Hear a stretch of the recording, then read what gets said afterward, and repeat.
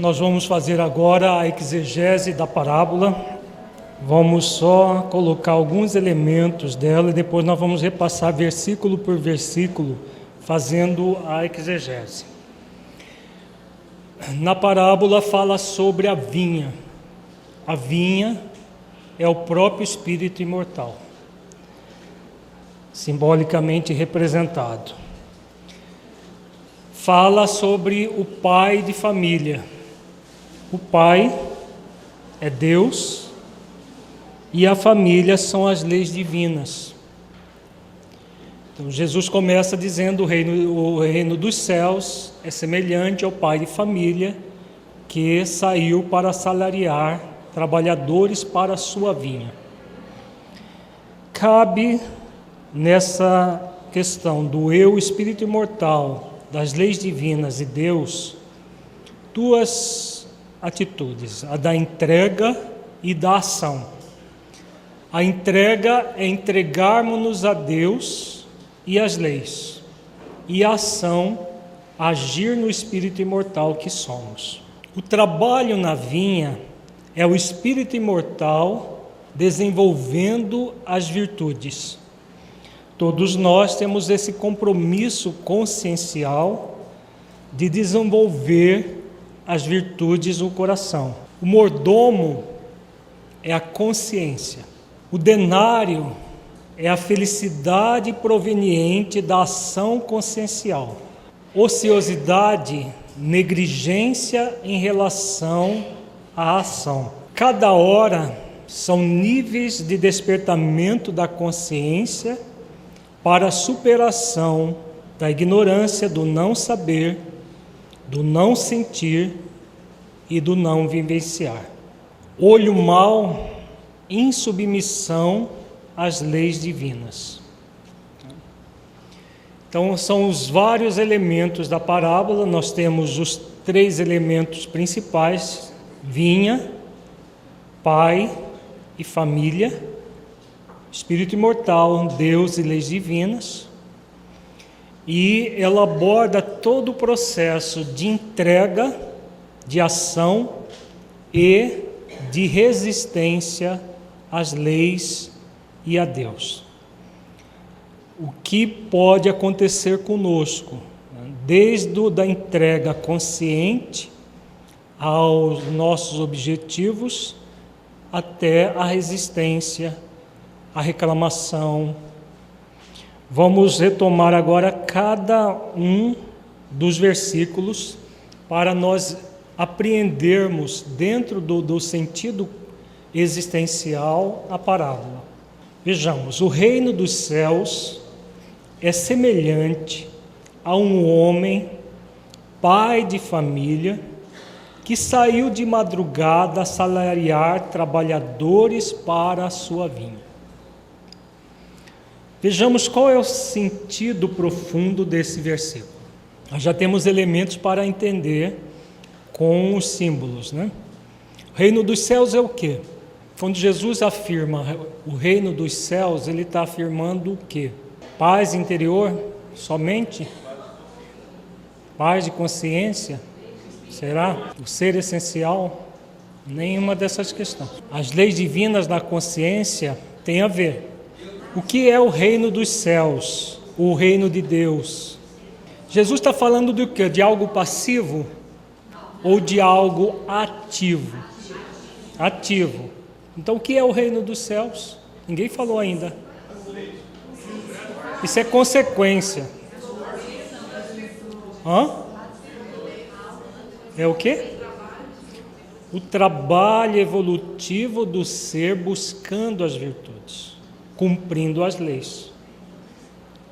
Esse é o exercício do reino dos céus dentro de nós. Exercitar as virtudes do coração, que é o trabalho na vinha, não é? O reino dos céus é semelhante a um homem pai de família que saiu de madrugada para quê? Para assalariar trabalhadores para a sua vinha. Nós não vimos que o trabalho na vinha é o trabalho interior de desenvolvimento das virtudes? Então, o que é o reino dos céus? Jesus não está falando que é semelhante. Várias parábolas, Jesus começa exatamente com essa frase: o reino dos céus é semelhante a isso, e vai colocando vários símbolos. Todos têm o mesmo objetivo, de levar o ser humano ao encontro de si mesmo, daquilo que é essencial na sua própria vida. Ele não disse que o reino dos céus está dentro de nós? Onde? Na própria consciência, no ser consciencial, que é o espírito imortal. Mas ele está pronto e acabado? Ou ele está aqui para que nós trabalhemos e desenvolvemos o reino dos céus em nós? Ele já está aqui de forma latente para que nós desenvolvamos. Então, ele é semelhante ao pai de família, pai Deus, família, leis divinas, que saiu de madrugada a salariar trabalhadores. Então, antes do sol nascer, o pai de família já estava em trabalho. O que significa isso? A criação divina, né, gente?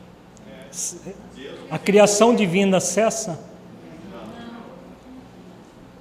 Não é Deus que começa a trabalhar primeiro para nós? Quando Ele nos cria, Ele criou por um ato da vontade dEle, não criou? Não acontece na madrugada da nossa existência? Nós tínhamos algum mérito quando Deus nos criou? Nós acabamos de ser criados. Lá no princípio inteligente, que foi animar um átomo primitivo. Acabamos de ser criados na condição de princípio inteligente. Não temos nenhum mérito, mas temos uma destinação, não temos? Qual é? Questão 540, Livro dos Espíritos. Qual é a destinação? Evoluir até a perfeição na condição do anjo.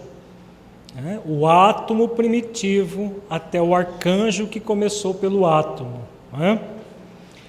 Então, essa trajetória do princípio inteligente, do átomo ao arcanjo, o que é? O que significa? A construção do reino dos céus dentro de si mesmo, dentro do próprio espírito imortal. Deus dá essa condição, quando Ele sai de madrugada para assalariar os trabalhadores. Faz sentido, gente? Vejamos que é tudo uma questão consciencial e existencial, do espírito com ele mesmo. Continuemos. E ajustando com os trabalhadores 1 denário por dia, mandou-os para a sua vinha. O que significa o denário?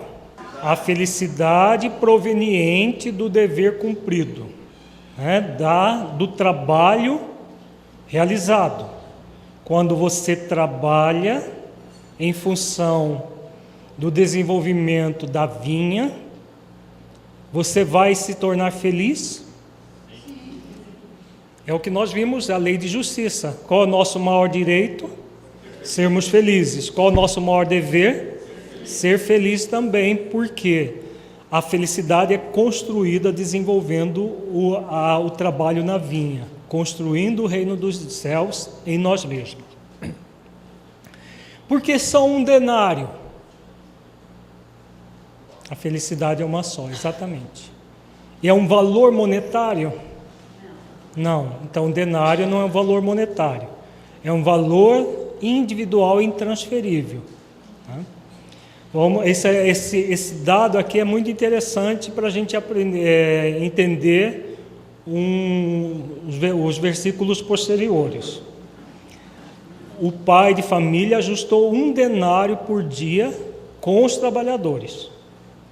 Esses trabalhadores lá da primeira hora. E saindo perto da hora terceira, viu outros que estavam ociosos na praça. Que hora terceira é essa? 9 horas da manhã. As horas eram contadas de sol a sol, de 6 horas da manhã às 6 horas da tarde. Ele não saiu de madrugada, foi antes de amanhecer. A hora que amanheceu era a primeira hora, então ele assalariou os primeiros trabalhadores.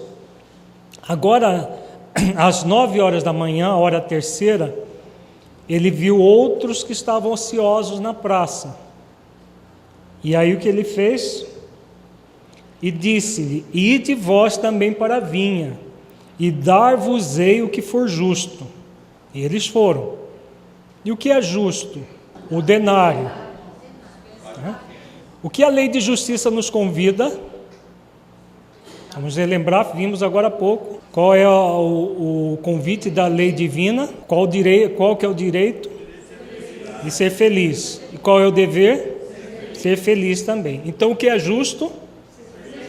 Ser feliz, a felicidade conquistada. E ela não é dada pelo dono da vinha, pelo pai de família. Ela é o quê? Conquistada. Por quem? Pelo trabalhador da vinha. Não é o trabalhador da vinha que conquista o denário, o que é justo, que é a felicidade. Saindo outra vez perto da hora sexta, que hora é essa? 12:00. E da 9:00, 15:00, fez o mesmo. E saindo perto da hora 1/10, que hora é essa? 17:00. A jornada termina às 18:00. Encontrou às 17:00 outros que estavam ociosos e perguntou-lhes: por que estáis ociosos todo o dia? O que eles responderam? Disseram-lhe eles: porque ninguém nos assalariou. Disse-lhes ele: ide vós também para a vinha e recebereis o que for justo. Daqui a pouco a gente vai entender essas nuances aqui. Por que o que estava lá às 5:00 ninguém havia assalariado? O que é o salário? O que é o contrato? E à tarde nós vamos ver na prática isso, na mensagem Contratos Espirituais do Mentor Honório. Mas é um contrato, né? O pai de família não contratou com eles o que era justo, e o que era justo era 1 denário, né? Então temos o contrato aqui, né? E eles foram para a vinha. E aproximando-se a noite, depois que terminou, anoiteceu, e próximo da noite, já no final do dia, diz o senhor da vinha ao seu mordomo: chama os trabalhadores e paga-lhes o salário, começando pelos derradeiros até os primeiros. Quem é o mordomo? A consciência. A consciência, ela nos paga de que forma? Dentro de critérios monetários, de critérios humanos, de critérios de quê? Critérios divinos. Dá para ludibriar a consciência? Não. Aí o Senhor Jesus diz: chama os trabalhadores e paga-lhes o salário, começando pelos derradeiros até os primeiros. Por que os derradeiros depois os primeiros? Os derradeiros só trabalharam 1 hora, esforçaram mais? Para que os outros tivessem uma ideia do que significa? Tem a ver com isso. E chegando os que tinham ido perto da hora 1/10, receberam 1 denário cada um. Trabalharam 1 hora, receberam 1 denário, né? Que era uma moeda da época. Para quem não sabe, denário é uma moeda da época. Então eles receberam 1 denário cada um.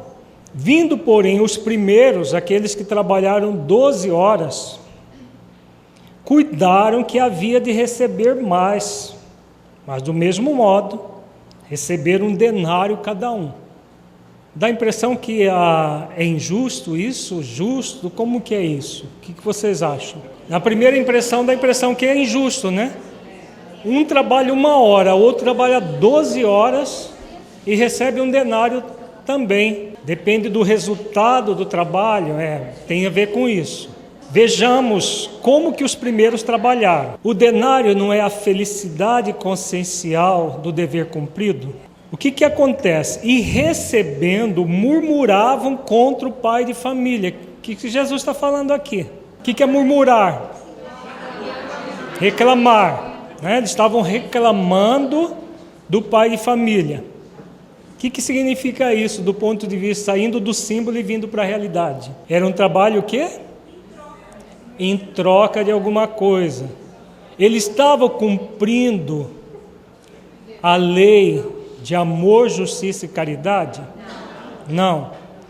De que forma que eles estavam trabalhando? Como filhos de Deus ou como servos querendo recompensa? Agora vamos para uma outra parábola, a parábola dos dois filhos. A postura dele era semelhante do qual filho? O filho mais velho, que ficou por obrigação com o pai para obter mais recompensas. E quando o pai recebe o seu irmão mais novo, doando tudo de novo para o irmão mais novo, ele fica extremamente contrariado e murmura contra o pai. Aqui não é a mesma coisa que Jesus está ensinando? Então, de que Jesus está falando? Na verdade, são posturas que nós temos dentro de nós.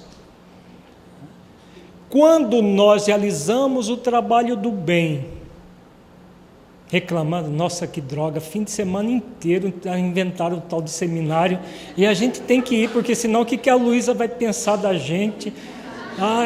Mas vou ter que ir. Só inventa moda, um seminário atrás do outro. Mas eu vou. Até que é bom, quando eu vou lá, depois que eu chego fica até bom, mas... O que significa isso? O trabalho do bem por obrigação. Quando a pessoa faz o trabalho do bem por obrigação, o que acontece com ela? Esses derradeiros trabalharam só 1 hora e tu os igualaste conosco, que suportamos a fadiga e a calma do dia. Calma é o mormaço. Né? Os outros já trabalharam 5 horas da tarde, já estava o sol, já estava quase escurecendo, então fresquinho. E eles trabalharam lá das 6 da manhã às 6 da tarde. Suportamos a fadiga. Quando o trabalho do bem fadiga o trabalhador do bem, o que está acontecendo? Não tem jeito que chega no final, nossa, estou exausto, sugaram todas as minhas energias, por que esse trabalho, não sei o quê. Não tem pessoas que reclamam assim no trabalho do movimento espírita? São os servos que estão querendo, o trabalho é por recompensa. E aí, eles reclamam, quando recebe o denário, reclamam. Por quê?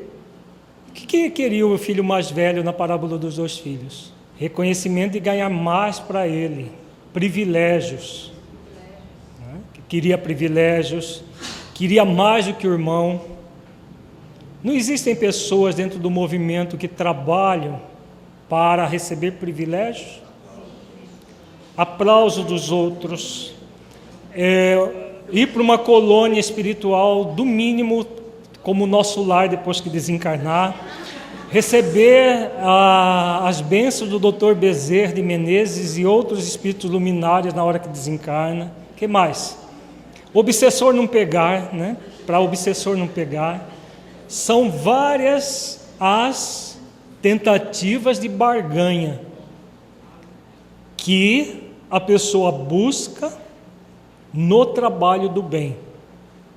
É possível sentir felicidade agindo assim? Dá para entender por que esses trabalhadores não se contentaram com o denário oferecido? Não foi justo, não foi acordado um denário desde o início? Tanto para o que ia trabalhar 12, quanto o que ia para trabalhar 1. Foi ajustado um denário. Porque o denário não é uma cifra, é um estado de consciência. Mas se o trabalhador está trabalhando de uma forma não consciencial, é justo ele sentir a alegria consciencial de algo que ele não está vivendo? Vejamos, o nosso seminário é Consciência Espírita. Então, no trabalho do bem, somente em sintonia com as questões profundas e superiores do sentido existencial do trabalho, é que nós vamos gozar o denário. O denário é a felicidade consciencial daquele que sente o dever cumprido. Não há um movimento de barganha, eu não vou trabalhar para isto ou para aquilo, porque senão acontece isso ou aquilo na minha vida. Eu não quero pegar obsessão, então vou trabalhar que é uma beleza para não ter nenhum obsessor na minha cola. Existem correntes dentro do movimento que focam nisso o tempo todo e falam isso para as pessoas. E elas dá-lhe fazer sopa, dá-lhe fazer isso, fazer aquilo, para não dar tempo nem para o obsessor chegar perto. E estão sendo orientados por espíritos fascinadores, muito sutis, mas estão. Que é o movimento, porque todo movimento que se afasta do consciencial profundo das leis divinas, pode até dizer que é do bem, mas não é do bem, é do pseudo-bem. Então, quando o movimento do espírito está nesse processo de exibição, nós vamos ver à tarde o movimento dos inibidos e dos exibidos. Os inibidos são os ociosos, e os exibidos são esses que estão se afadigando de tanto fazer coisas, achando que quanto mais fizerem, mais bênçãos terão, mas sem sintonia consciencial e existencial com a verdadeira proposta de Jesus, que é a transformação do espírito imortal. Exatamente isso que Jesus está ensinando aqui, dos trabalhadores que, apesar do acordo, do contrato, era um contrato ligado a uma questão consciencial, eles estavam querendo privilégios. Por isso que o Bentor Honório diz que todos nós, trabalhadores que estamos sendo sinceros, não estamos adquirindo créditos ainda, estamos saldando débitos. O trabalhador sincero e aquele que trabalha efetivamente não como um servo, mas como um filho, em comunhão com o Pai. Agora imagina esse que estão trabalhando como servo, querendo recompensas, querendo créditos que ainda não fazem jus. O que pode acontecer consciencialmente? Como que uma liderança do centro espírita vai trabalhar com a pessoa, o trabalhador que está sempre reclamando da tarefa e se afadigando, trabalhando as questões conscienciais com ele? Por quê? Cabe à liderança primeiro trabalhar com ela própria. Porque se os líderes estão no mesmo time dos reclamadores, são cegos conduzindo cegos. Existem muitos centros espíritas, infelizmente, nessa condição. São cegos conduzindo cegos. Os próprios dirigentes vivem reclamando do trabalho do bem que fazem.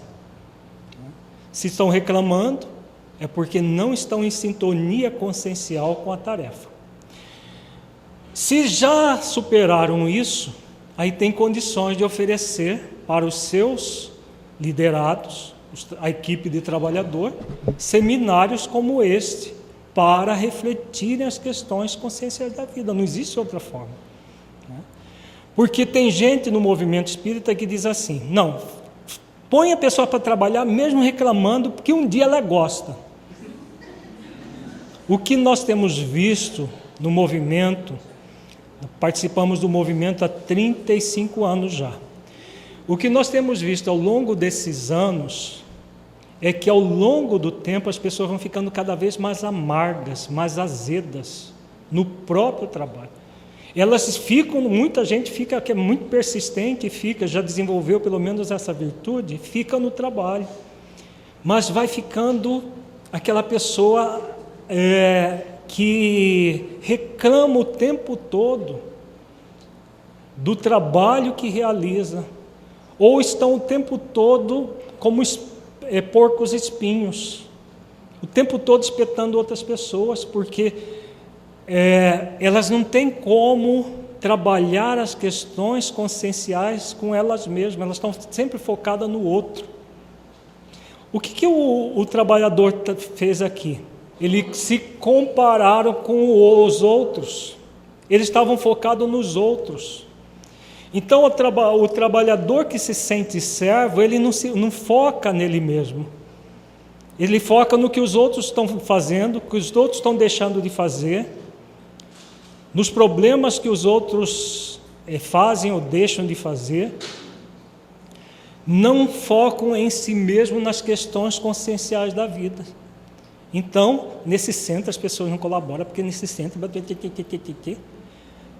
o tempo todo focado no outro e reclamando do bem que deveriam estar usufruindo como uma grande fonte de autotransformação.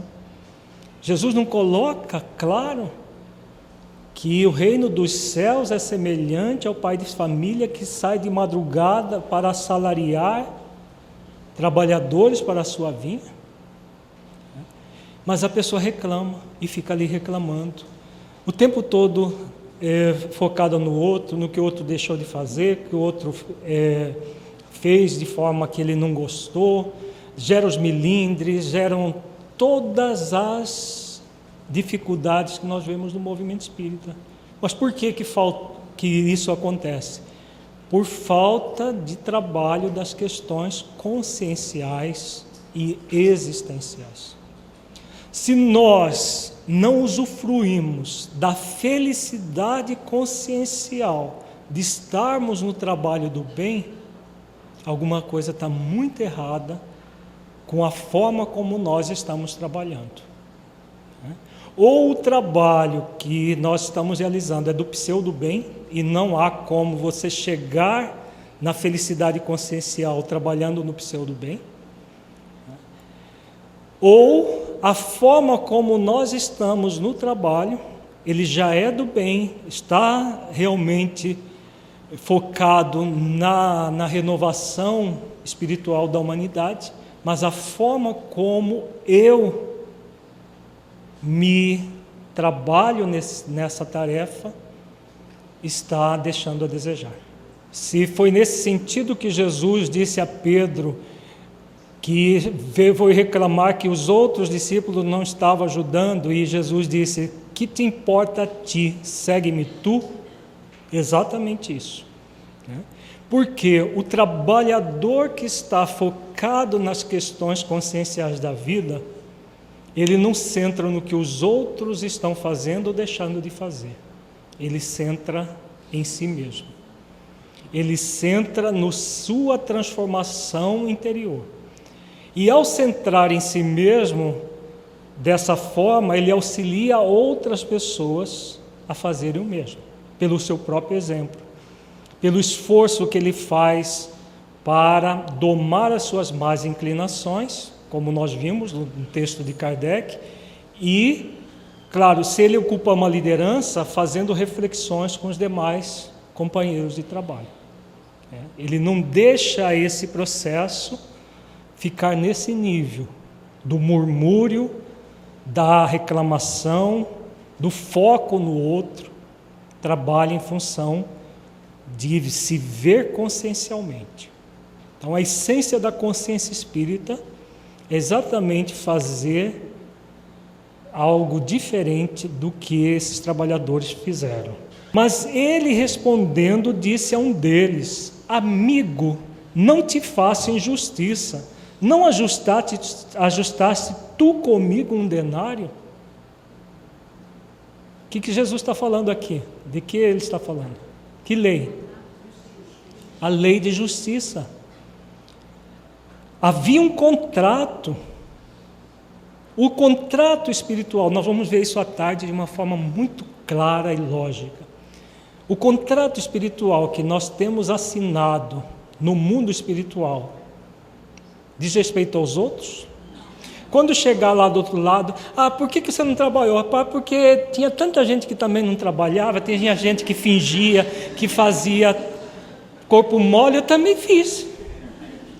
O mordomo vai aceitar essa desculpa? O mordomo, que é a consciência, não vai aceitar essa desculpa, não. Se ele estava falando também da infalibilidade de todas as leis, não apenas a de justiça, na verdade, a lei maior, que é a lei de amor, justiça e caridade, engloba todas as leis, né? O convite, aqui é um convite consciencial, não é? Quando o Senhor da vinha faz uma pergunta ao trabalhador, o que ele está fazendo? O que Deus faz conosco o tempo todo? Convida para que nós possamos refletir na forma como nós estamos agindo frente à vida. Então, aqui há um convite consciencial. A quê? A ele refletir a postura que ele estava tendo. Como que ele iria usufruir do denário se ele continuasse nessa postura? Não é? Por quê? Houve um ajuste. O ajuste era um denário. O denário não simboliza, não é uma moeda, simboliza a felicidade proveniente da consciência do dever cumprido. Tá? Se a pessoa permanece reclamando, ela vai sentir o denário? Ela, mesmo que ela tenha o denário à disposição, não é o que acontece com o espírito imortal? A felicidade já não está latente dentro de nós? É o que diz a questão 115, daqui a pouco nós vamos estudá-la. Nós somos criados simples e ignorantes e nós temos um compromisso de alcançar a pura e eterna felicidade. O germe da felicidade já está em nós. Então todos nós já temos o denário dentro de nós. Só que, se nós ficarmos focados fora, nas questões circunstanciais e nos outros, nós vamos sentir o denário que está dentro? Então vejamos que este aqui é um convite para que a pessoa se veja frente às leis divinas na sua própria consciência. Tá? Principalmente a lei de amor, justiça e caridade, que engloba todas as demais leis. Significa que o mordomo vai pagar o denário para todos? Sim. O denário é pago para todos. O usufruto do denário, como que é? Conforme a consciência de cada um, o estado de consciência de cada um. Depende da hora que a pessoa vai despertar para a consciência. Faz sentido? Então, as várias horas, nós vamos ver daqui a pouco, que são estágios de evolução de nós mesmos, nesse contexto que nós estamos trabalhando. Tá? Então, no primeiro momento, o que nós fazemos com a oportunidade que a vida nos oferece? Nesta mesma encarnação, não estou falando de várias encarnações, nesta mesma. É comum a gente começar dessa forma no movimento? Muitos de nós já passamos por isso, se é que não continuamos nesse movimento, né? Porque podemos ainda continuar nele, mas já passamos por essa fase da reclamação do que o outro deixou de fazer, na reclamação do trabalho que estávamos fazendo, mas não nos convém, porque é um processo que nós temos o denário à disposição, mas não usufruímos. Isso significa que nem a ignorância do não saber nós resolvemos. Existe a ignorância do não saber, do não sentir e do não vivenciar. Nem a do não saber nós conseguimos resolver totalmente ainda.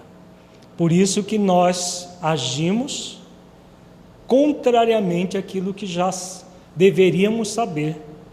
Porque a lei de amor, justiça e caridade não nos convida à felicidade. Deveríamos já saber disso, mas não agimos assim. Se ele estivesse no movimento de sintonia com o pai de família, significa sintonia com Deus e com as leis, como ele agiria? Com ciúme, com inveja, com despeito ou com um processo de compaixão e de sintonia com o outro? Se o outro trabalhou 1 hora e recebeu 1 denário, ele não ficaria contente também? Se ele tivesse focado no pai e na família? Mas como ele não estava focado, o que ele fez? Sentiu inveja, despeito, ciúme, exatamente o que o irmão mais velho sente quando o seu irmão mais novo volta para casa. Era para o pai, se nós lembrarmos uma parábola, o pai diz assim: mas era justo recebermos o seu irmão, porque ele estava perdido e se encontrou, estava morto e reviveu. Não é justo uma pessoa que se arrepende ser acolhida? Mas isso só em sintonia com a lei de amor, justiça e caridade. Como ele não estava nessa sintonia, o que ele achou? Ele entrou no movimento de despeito, de inveja, de ciúme do irmão. Aqui a mesma coisa. Ele entra num processo de ciúme, de inveja. O outro trabalhou 1 hora só e ele trabalhou 12, coitado. Ele tinha que ganhar mais. Mas como que felicidade e consciência social pode ser maior para um e menor para outro vindo de Deus? Dá para entender por que não tem como ser maior vindo de Deus? Não. É o usufruto que vai ser o maior ou menor se nós estivermos em sintonia com as questões conscienciais ou não. Faz sentido?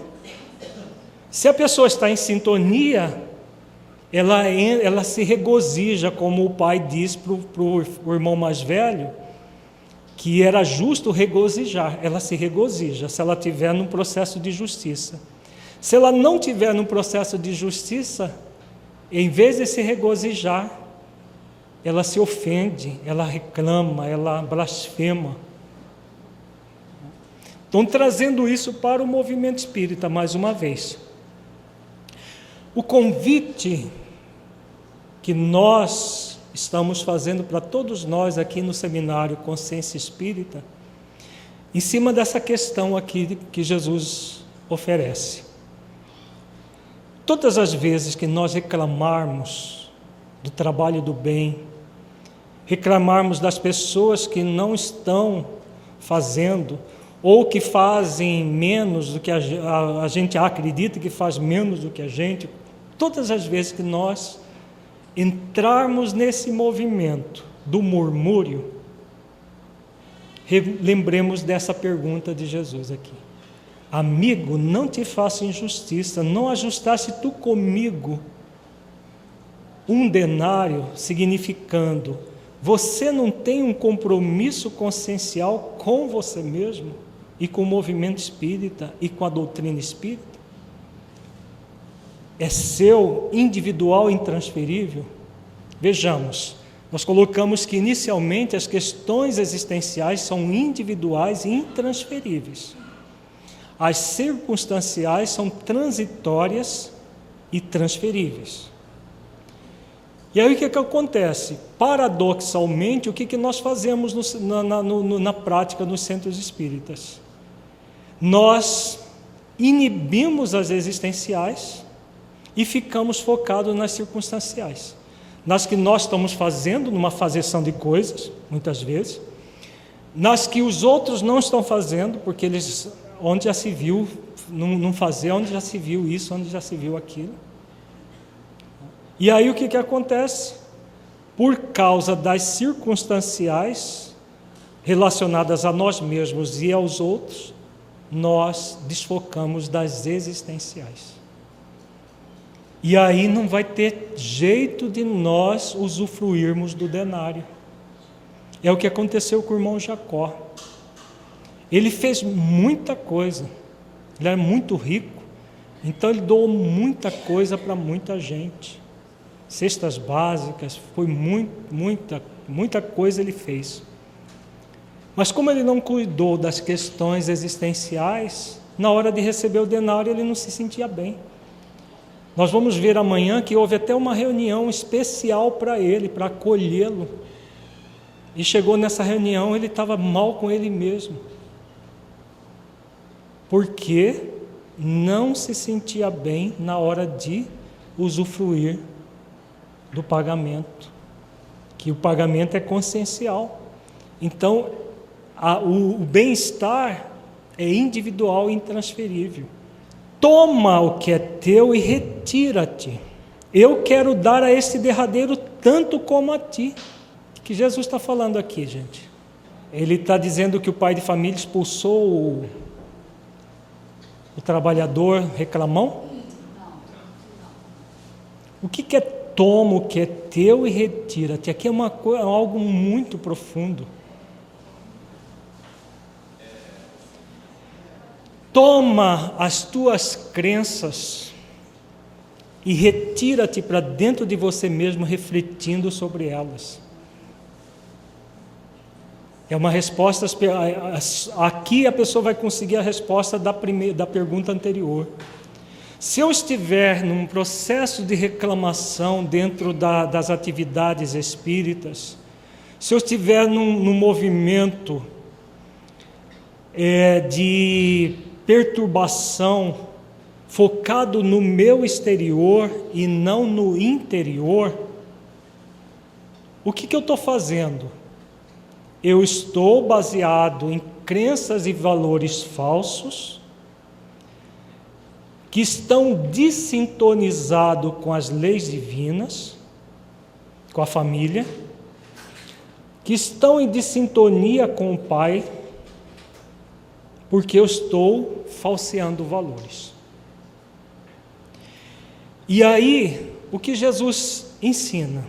Que Deus sempre nos dá a oportunidade de nós nos retirarmos para dentro de nós, com o que é nosso, com essas crenças e valores deturpados, e refletamos qual é o grande objetivo desse seminário, chamado Consciência Espírita.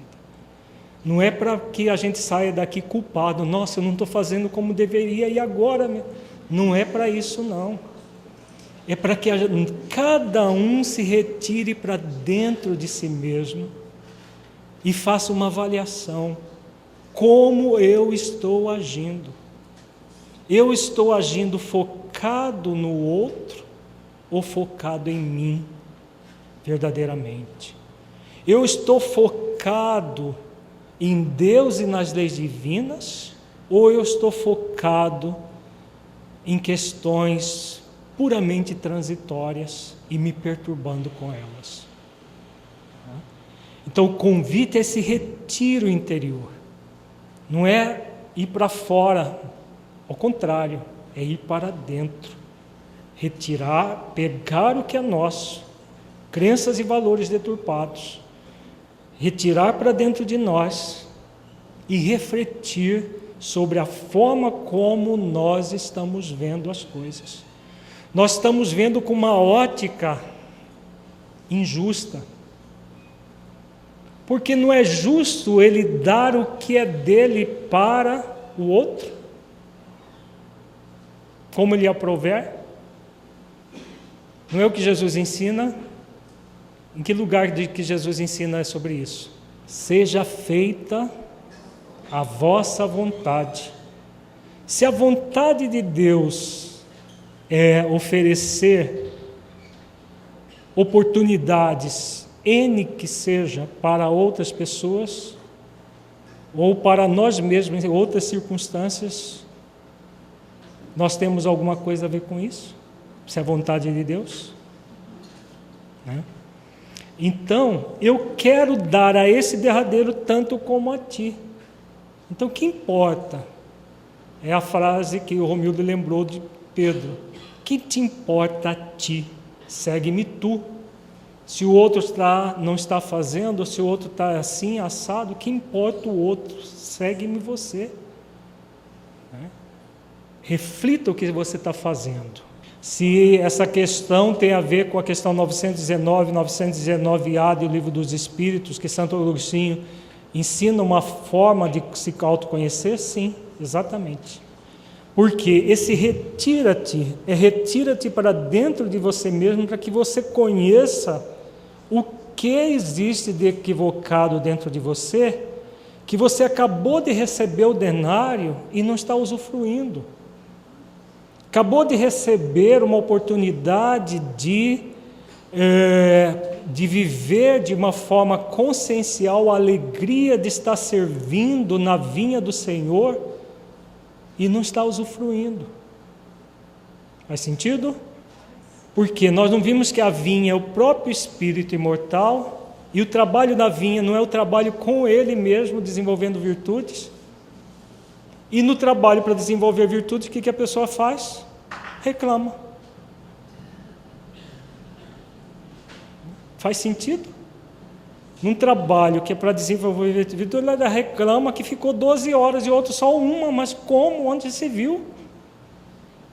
Se ele ficou 12 horas trabalhando as virtudes, não era para estar mais virtuoso do que o outro, que trabalhou só 1 hora? Era. Mas significa o quê? Que ele trabalhou virtudes ou ele estava querendo recompensa naquele trabalho? Ele estava querendo mais recompensa. É o que acontece no movimento espírita da pessoa que fica no fazer coisas para obter recompensas, privilégios. Ela não foca no denário, na questão consciencial. Ou não me é lícito fazer o que quiser do que é meu? Quem é que nos convida para o trabalho? Foi a presidente do nosso centro, da federação, o presidente?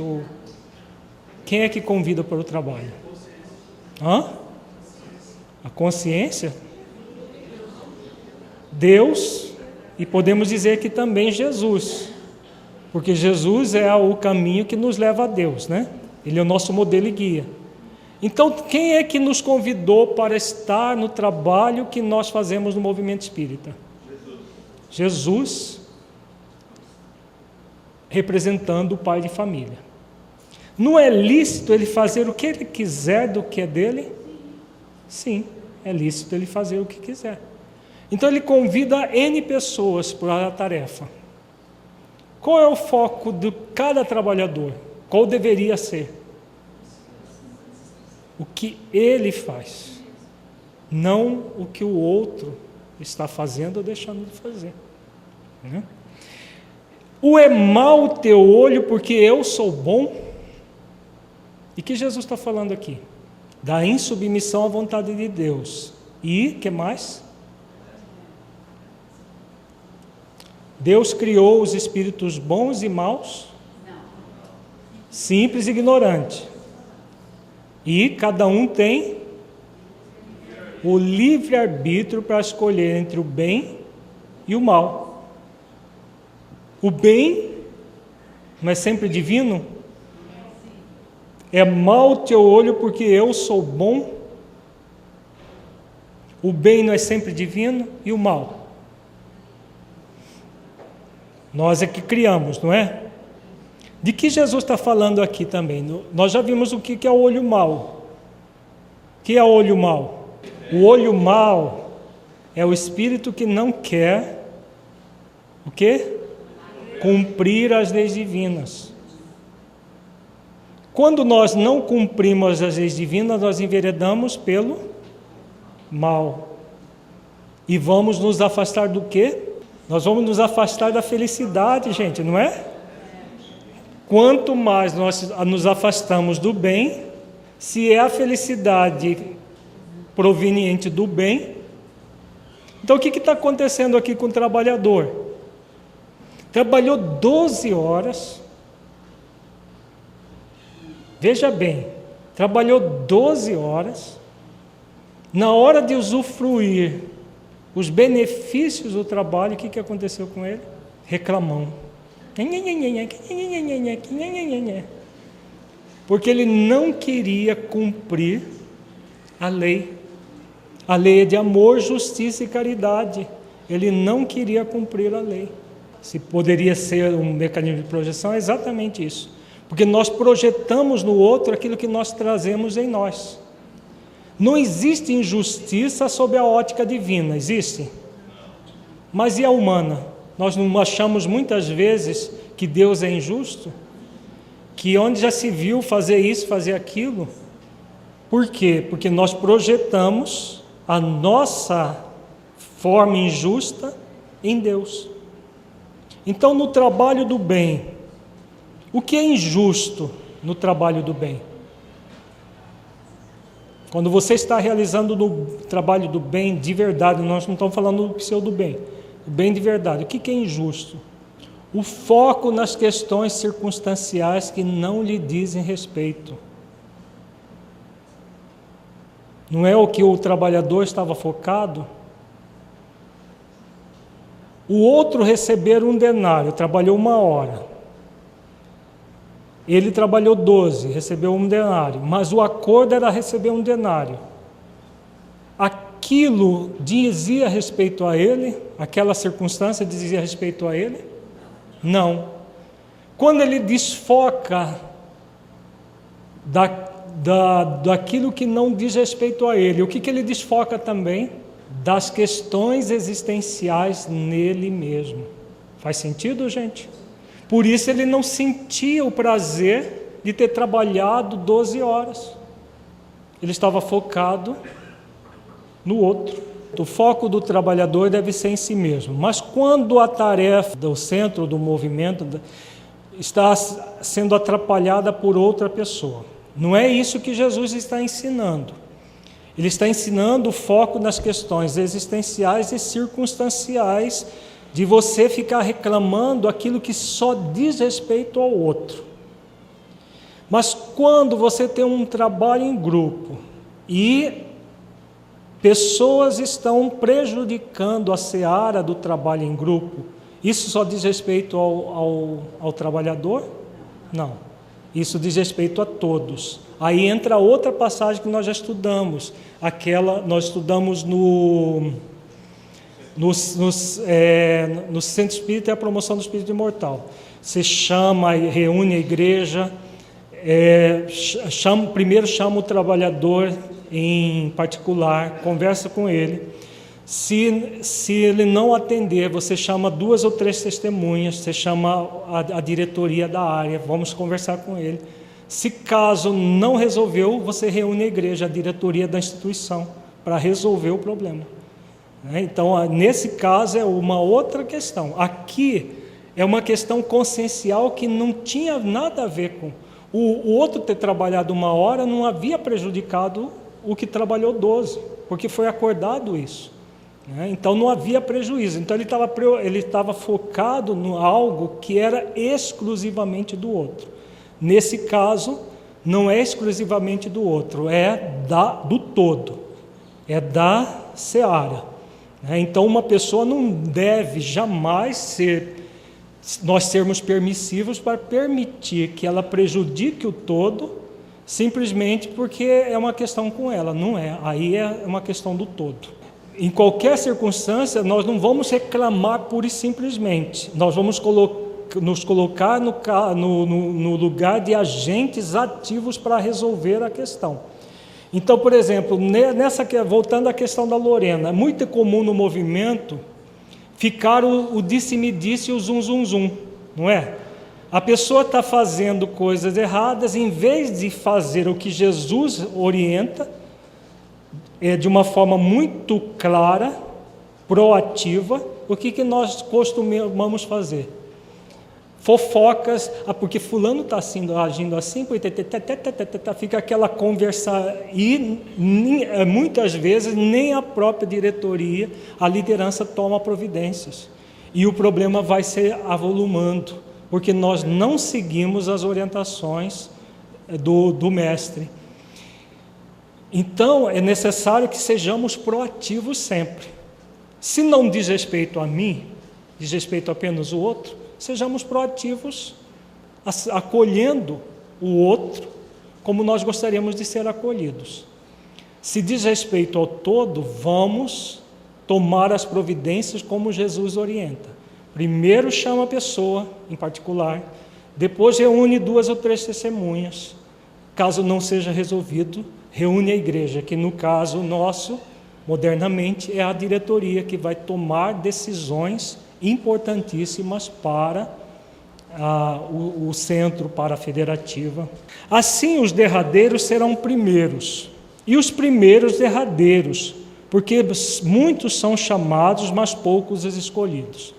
E aí, o que Jesus está querendo dizer aqui? Da evolução de cada um, das várias horas evolutivas. Nós não vimos que cada hora representa um nível de evolução? Os derradeiros serão primeiros, e os primeiros derradeiros.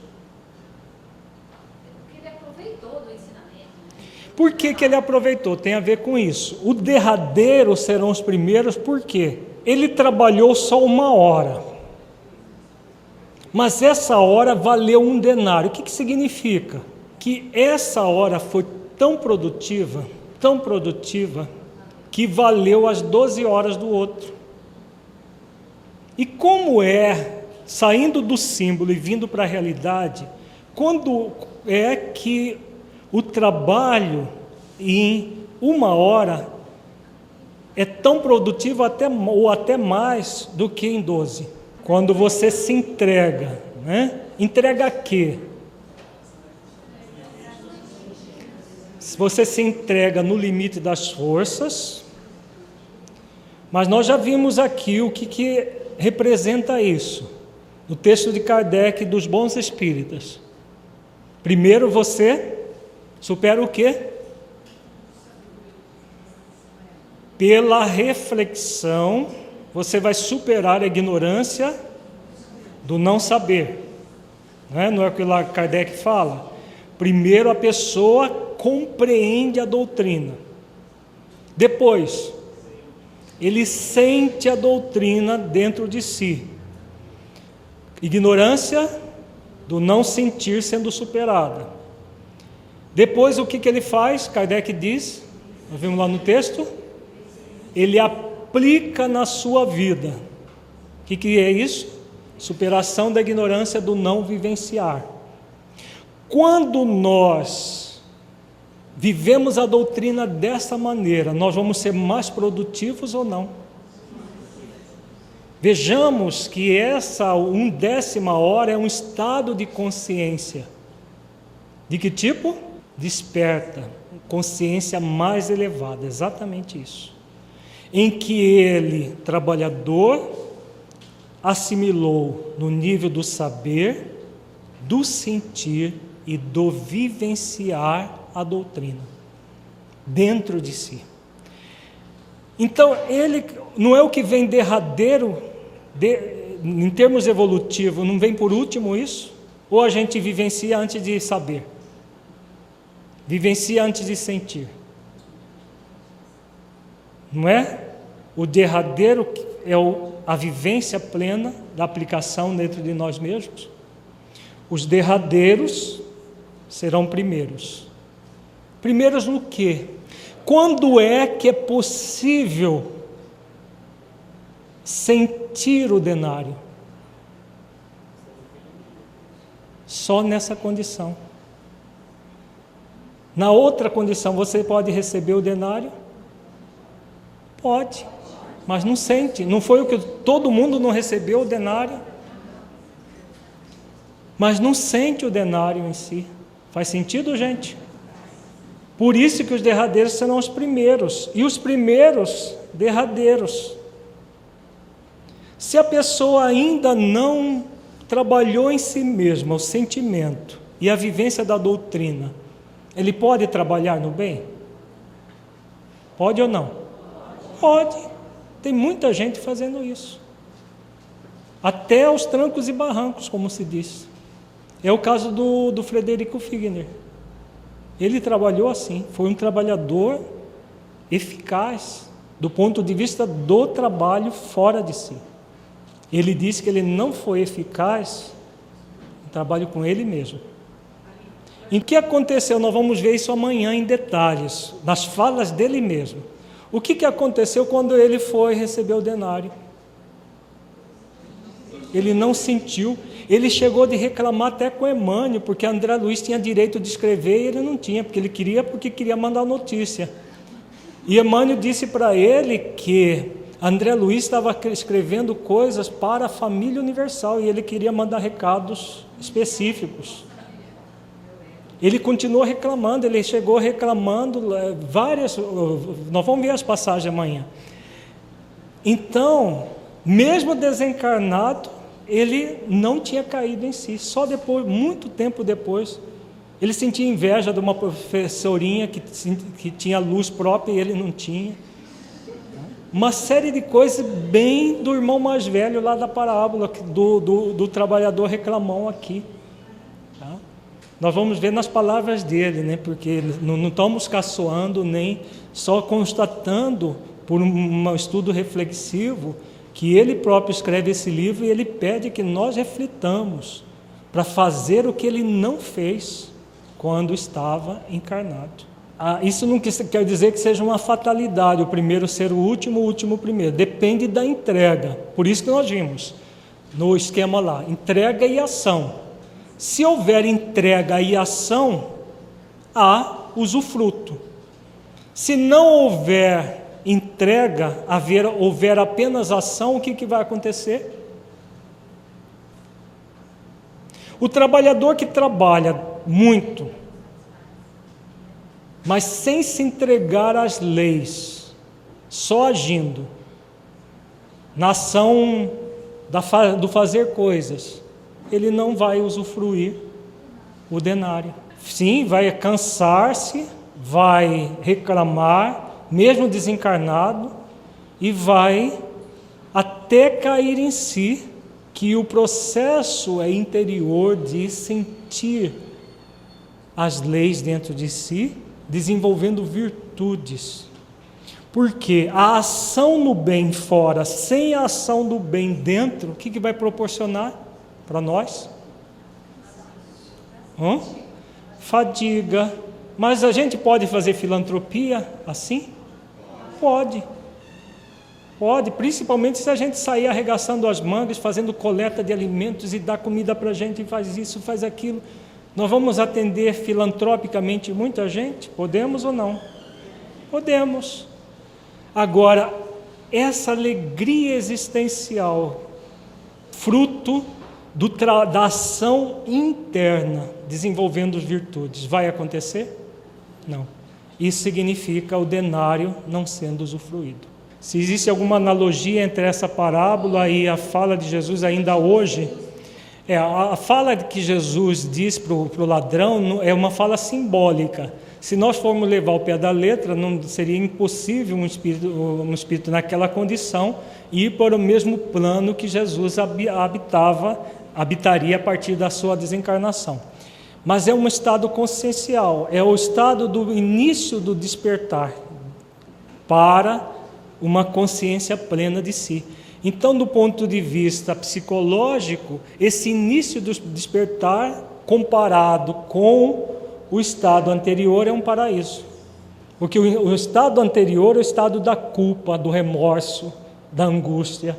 A partir do momento que o espírito se arrepende, o arrependimento é um dos processos mais profundos que acontece para o espírito, consciencialmente falando. Então, representa para ele o estado do paraíso. Então, nós temos aqui o eu, espírito imortal, a vinha, leis divinas, a família, e Deus, Pai. A entrega e a ação no processo. Entrega a Deus e as leis. Ação no espírito imortal, e a partir do espírito imortal, a ação no bem. Então, no espírito com ele mesmo, as questões existenciais, principalmente o propósito existencial, que nós vamos ver detalhes à tarde. E dele para o próximo, todas as questões circunstanciais da vida. E aí nós temos o trabalho na vinha, que é o espírito imortal desenvolvendo as virtudes. Esse processo deverá ser sempre individual e intransferível e incomparável. para que nós possamos sintonizar com essa realidade, não deve haver comparações com outras pessoas. Mas eu estou fazendo mais que fulano. O que é isso? Comparação. Mas o que é isso? Uma crença que eu devo retirar para dentro de mim e ressignificar. Não é isso? Não é o que nós aprendemos na parábola? Retirar para dentro de nós e ressignificar. Porque você está comparando. E como que uma questão existencial pode ser comparativa? Você pode comparar a situações circunstanciais. Existencial, impossível. Como que eu posso medir o meu existencial comparando com o outro? Aí eu sou mais perfeito que o outro? Eu sou mais aplicado que o outro? Isso é existencial. Quem cuida disso? Quem é que cuida disso em nós? O mordomo. É o mordomo. O mordomo vai entregar o denário de acordo com a ação de cada um. Não é o que Jesus ensina a cada um segundo as suas obras. Mas Jesus estava falando das obras de fora ou das obras de dentro? Das obras de dentro, em primeiro lugar. As obras de fora são consequência. Então, como que o mordomo age? O mordomo não deu um denário para cada um? Deu. O que significa isso? Tem a ver com a última frase lá nós não comentamos isso de propósito para comentar agora. Os derradeiros serão os últimos e os últimos derradeiros. E depois que Jesus fala? Muitos são chamados e poucos os escolhidos. A consciência nos oferece o quê? Igualmente. Vejamos que a felicidade é o efeito do quê? Quando você está com a consciência do dever cumprido. E o que ela traz para todos nós, sem exceção? As leis divinas já estão nela. Não é isso que ela traz. A oportunidade de realização não é igual para todo mundo? Alguém poderá chegar no mundo espiritual e dizer assim: não, eu não tive oportunidade. Poderá? Não foi me dada oportunidade. Como fulano, não. Aí já precisa o quê? Retirar para dentro de você e ressignificar. Porque às vezes a pessoa queria ter oportunidade de falar lá na frente. Como ela ainda não tinha condições, o que ela fez? Pegou a oportunidade e guardou na gaveta. Então o mordomo, a consciência, ele dá o denário da oportunidade para todo mundo. Deu para entender mais uma acepção do denário? É a oportunidade de realização interna e externa. Interna, todas as oportunidades que a vida nos oferece para desenvolver as virtudes. Em família, no centro espírita, no trabalho profissional, em todas as circunstâncias. Para desenvolver virtudes. E as oportunidades e o trabalho do bem.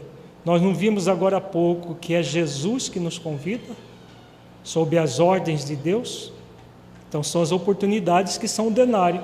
O mordomo, o pai de família não pede para o mordomo dar um denário para todo mundo, independente de ser reclamão ou não. Tá? Então, vejamos bem, oportunidade de agir no bem todo mundo tem. Já a felicidade por ter agido no bem, são muitos os chamados, poucos os escolhidos. Porque o mordomo vai dar felicidade para todo mundo? Esse denário da felicidade vai ser dado para todo mundo? Não. Só para aqueles que fizerem o justo. Por quê? O mordomo não é a consciência dentro de nós? Tem como a consciência nos nós sentirmos felicidade agindo contrário à consciência. Por isso, muitos os chamados, poucos os escolhidos.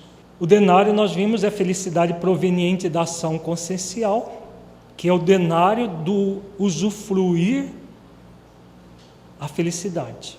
E o denário também, no sentido de ser a oportunidade de realização no bem. Ociosidade é a negligência em relação à ação. Podemos ficar ociosos? Podemos. Mas qual é a consequência de permanecer ociosos? Pranto e ranger de dentes. Isso do ponto de vista individual e coletivo também. Cada hora, os níveis de despertamento da consciência para a superação da ignorância do não saber, do não sentir e do não vivenciar. Então, na primeira hora, nem no nível do saber, o espírito tinha superado. Nas outras horas, ele começa a superar do não saber, do não sentir, até chegar à superação da ignorância do não vivenciar, lá na 10ª hora, significando a evolução dele em direção cada vez mais profundamente em relação à vida, ressignificando uma série de questões dentro de si. Primeiro, o saber. Segundo, o sentir. Terceiro, o vivenciar.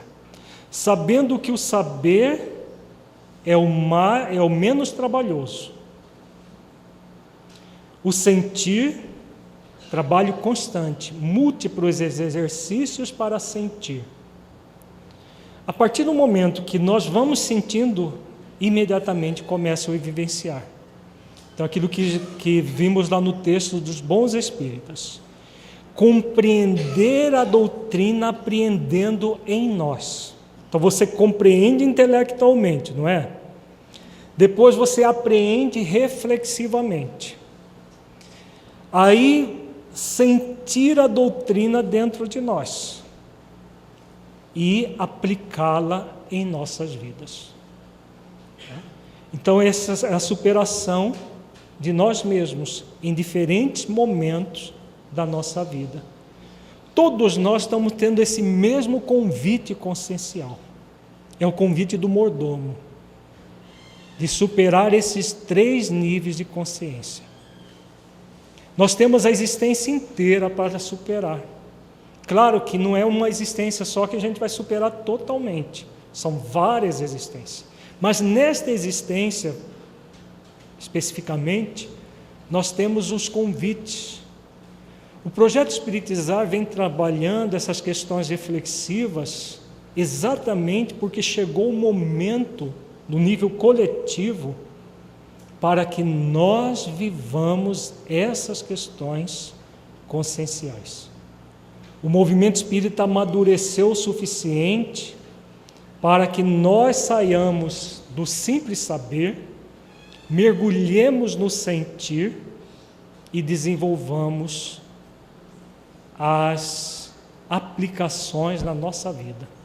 Você vai sentir o seminário a partir do momento que você vai trazendo diariamente para dentro da sua vida.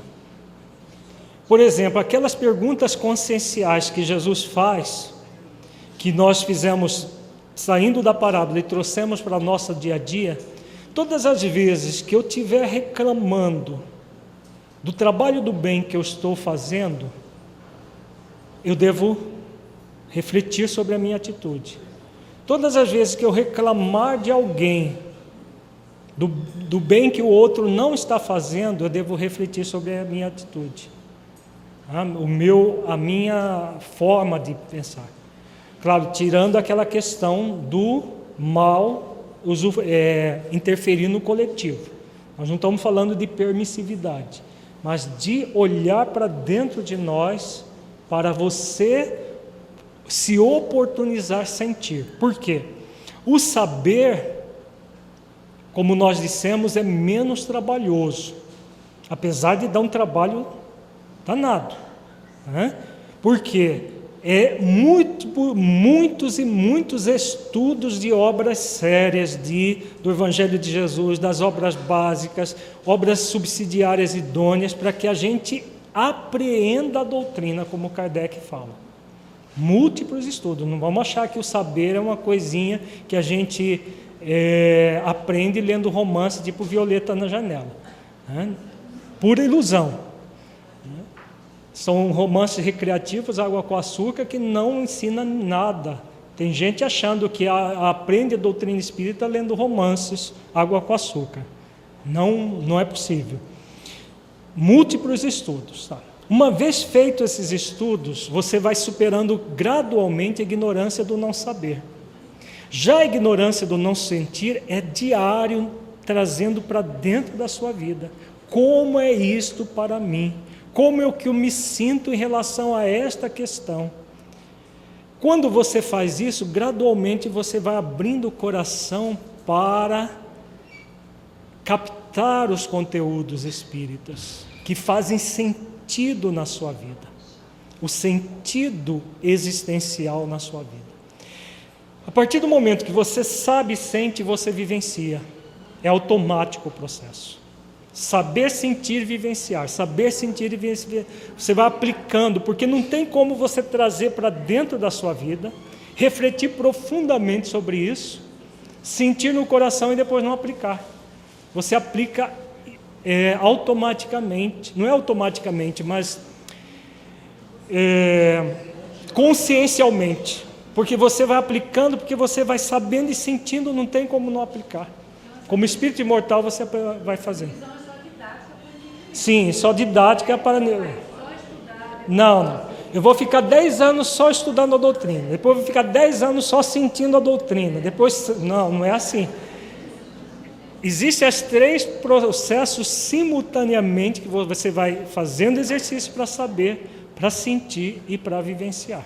Tá? Se essa fala tem a ver com aquilo que Joana fala no livro Conflitos Existenciais, sobre a questão do vazio existencial, que é um movimento, esse movimento seria o movimento de preencher esse vazio, é exatamente isso. Porque o vazio existencial é a ausência de sentido. A partir do momento que você vai sabendo a verdade, sentindo a verdade e vivenciando a verdade, o que você está fazendo? Você está se plenificando, está preenchendo a sua vida de sentido. E ao preencher a sua vida de sentido, o que você está fazendo? Construindo o reino dos céus dentro de você mesmo. Porque o reino dos céus é semelhante a um pai de família que saiu de madrugada para assalariar trabalhadores para a sua vinha.